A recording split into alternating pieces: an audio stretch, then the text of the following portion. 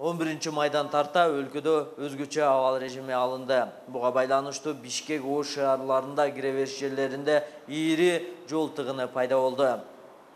Эфирде сереп көрсөтүүсү Анна Алпарс мен Жүсүпбек Кошмат уулу алдыда. Мына ошолор тууралуу кененирээк кеп кылабыз. Андыктан эч кайда алыстабай туруңуздар. Мында жол тыгыны шаардын кире беришиндеги аркадан баштап 3 чакырымдай аралыкта автоунаалардын колонна тизилип турганын көрүүгө болот. Учурда шаардын ичиндеги блокпосттор алынган. Бирок шаардын четиндеги жана кире беришиндеги посттор сакталып, алардын аталышы санитардык карантиндик пост болуп турат. Анда күч түзүмдөрү ишти күчөтүлгөн тартипте алып барышууда. Деген менен бул айдоочулардын кыжырын кайнатууда. Чыкканда дагы деле текшерип атат, бирок неге текшерип атат билбейм.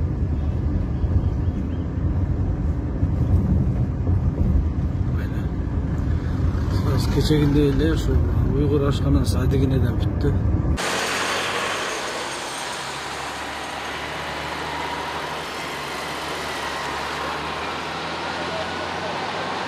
Кулатов кичи району тараптагы посттогу күч органдары айдоочуларга орой мамиледе болуп жатканын көрүп болдук. Толугураак сиздерге да тартуулайбыз.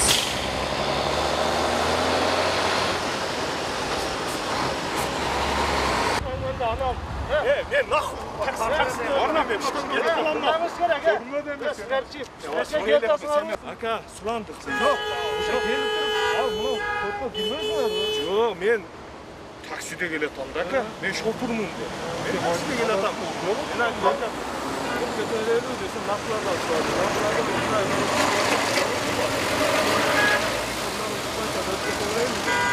Ал эми Фуркат тараптагы аркадагы посттогу абалды чагылдыруу максатында унаасынан телефондо видео тартып келе жаткан кишини аскер кызматкерлери унаасынан түшүрүп чекеге тартканын Facebook колдонуусу Максатбек Мергенбаевич деген жаран жарыялады.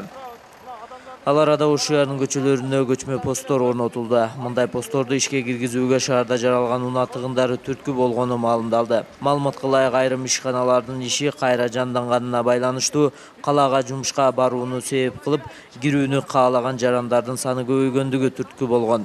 Ошондой эле калаага зарыл иши жок келип жаткандар кайра кайтарылып жатканы айтылды. Ош шаарында өзгөчө абал режими 11-майда алынып, өзгөчө кырдаал киргизилди. Милициядан билдиришкенде күч түзүмдөрү тарабынан кыймылга чектөөлөр коюлуп, сан эпидемиологиялык талаптарды аткарууну талап кылуу уланат. Аны эл көрсүн, полный мындай неме кылып турабы? Siz ne televizyonda? Мен адвокатмын, блогермин. Блогер? Сен кимсиң? Тааныштырып койсуңбу? Ben Oşakal Автоматчан мындай формада турган неме мени алып кетти да тазына. Нерден видеого машинамы жолдо жүргөн ичинде машинада жүрүп кетип атканда тартсам, токтотушту өчүрдү. Мен чото Афганистанга келип калгандай эле неме болуп атат да.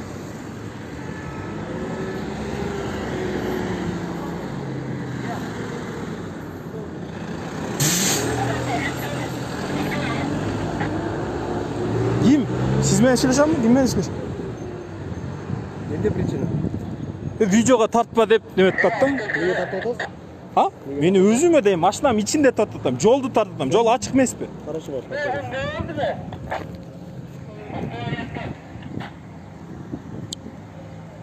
Ушундай. Элди кыскасы каалагандай калчап атышат да.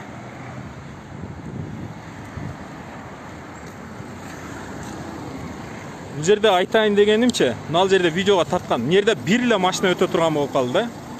Бул жерде 2 машина өтө турган болсо, анан кийин мындай пробка создавать этилбейт. Карагыла мына. Нар жактан текшере берсин. Ал жакта токтотуп текшерип атат. Могул жакта да токтотуп текшерип атат. Текшергенден кийин отдельный бул жерге бирден өткөзүштүн не кереги бар, туура? Да адамдарга эми иштешке чоң деле акылдын кереги жок да бул жергечи. Эми специалисттердин деле мына эмне бирден машина өтүп атат азырчы. Бирден машина. Экиден машина өтсүн, бул жака бирөө өтсүн, бул жака бирөө өтсүн, туурабы? Ушуну айтайын десең, мыналар өзүнчө чычалайт. Ошо мыйзамсыздыктар боюнча бөлүшкүлө. Биз мыйзамдуу өлкөдө жашагыбыз келет, укуктуу өлкөдө жашагыбыз келет. Бизде мындай беспредел болбосун.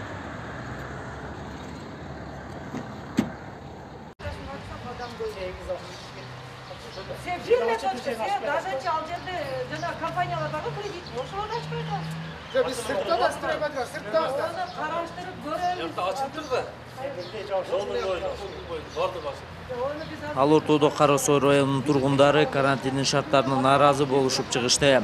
Айтымдарында тамак ашка болгон каражаттары калган эмес, ошондой эле банктан алган насыяларын төлөөгө чамалары жетпей калган. Андыктан соода кылууга уруксат берилсин деген талап менен райондук администрацияга чогулушкан. 2 айдан бери үйдө жатабыз. Бизде бала чака бар, кредит бар. Нердегилердин мисалы бир элик болбосо 60% кредити бар.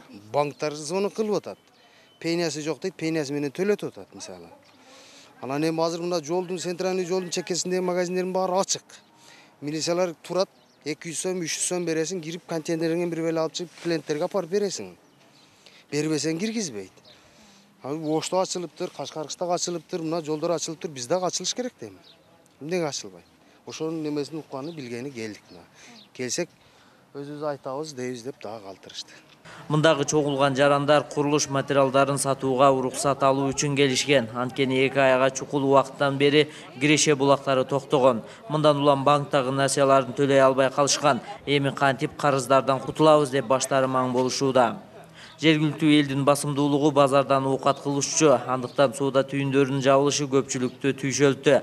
Ал эми мамлекеттен болсо азык-түлүк жардамдар берилип жаткандыгы туурасында айтылган эле болбосо, жардамдар жетпей жатканын айтышууда.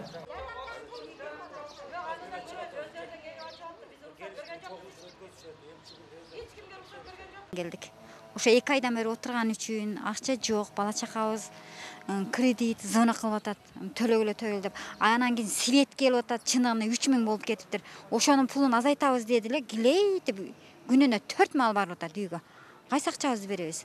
Айла жок, анан чогулуп келдик да ушул жерге ачып берип, алсам кичине кредитти, светтин акчасын төлөсөкпү деп. Анан светтин акчасы ham азайтат деди эле. Вообще баягы 2 сом 75 тиындан келип атат. Ошону чечип бере алабы экен, а? Ошо биздин үнүбүздү ошого жеткирип кое аласыңарбы? Ана мынабы немеди дагычы? Жардамдарды дагы. Мындай терип пулдууларга берип атат, Анан кийин биз жакта деле тааныштарына берип атат жардамды. Өткөндө деле келдим ошондеп. Эч көрсө пропуск бергиле, кичине жан сактап турайлы деп.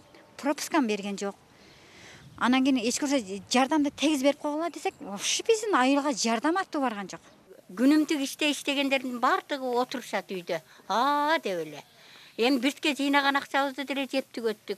Адам баласына ар кыл нерсе керек болот экен. Аны аласың, муну аласың, бардыгын түгөтүп алып, эми кичине берсе майли алабыз. Бербесе ага деле майли. Өкмөттү деле кыйнабайбыз.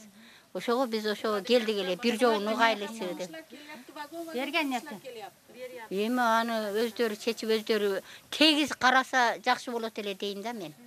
Ар бир семья азыр ушул тапта ушундай кырдаалда бардыгы үйдө отурушат. Эч жака чыкпай, эч жерде иштебей, жөн гана отурабыз. Только бизге эчтекенин кереги жок. Ошо кичине эл катары неме кылып берип турса жакшы болот эле. Алдыңызбы сиз бир дагы алган жокмун мен. Отурган күндөн баштап. Ал эми бүгүнкү кырдаалга байланыштуу райондук жана шаардык башкармалыктар аз камсыз болгон үй бүлөлөргө жардамдар убагында жетип жатканын айтышууда. Түзүлгөн тизмелерге жергиликтүү бийлик жардам берип жатат дешет.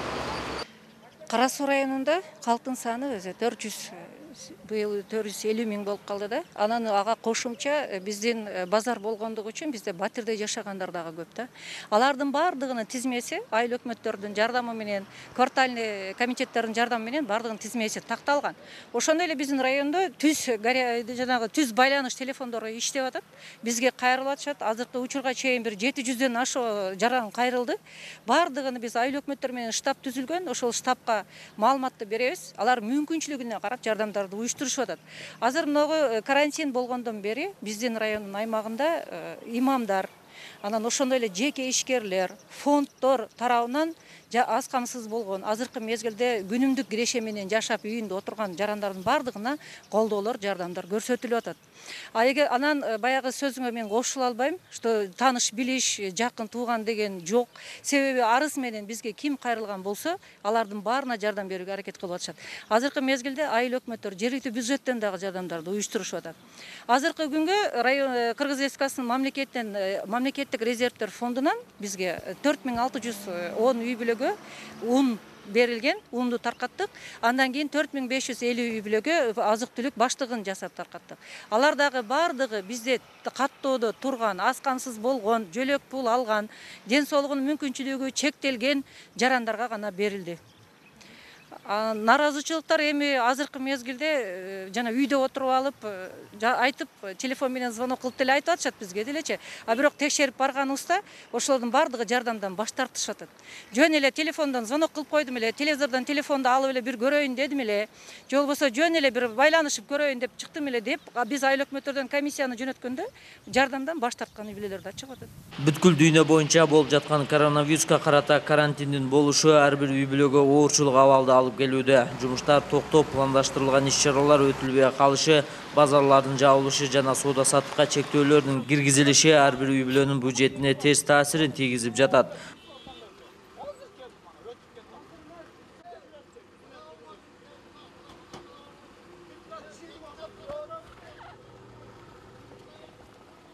Ушуну менен биздин көрсөтүүбүз соңуна келип чыкты. Урматтуу телекөрүүчүлөр, сиздерде кандайдыр пикирлер болсо төмөндөгү биздин номерге байланышып айтсаңыздар болот. Биз аны сөзсүз түрдө эфирге чыгарып көрсөтүп бермекчибиз. Кийинки чыгарылышка чейин саламатта туруңуздар, амандыкта жолугушалы.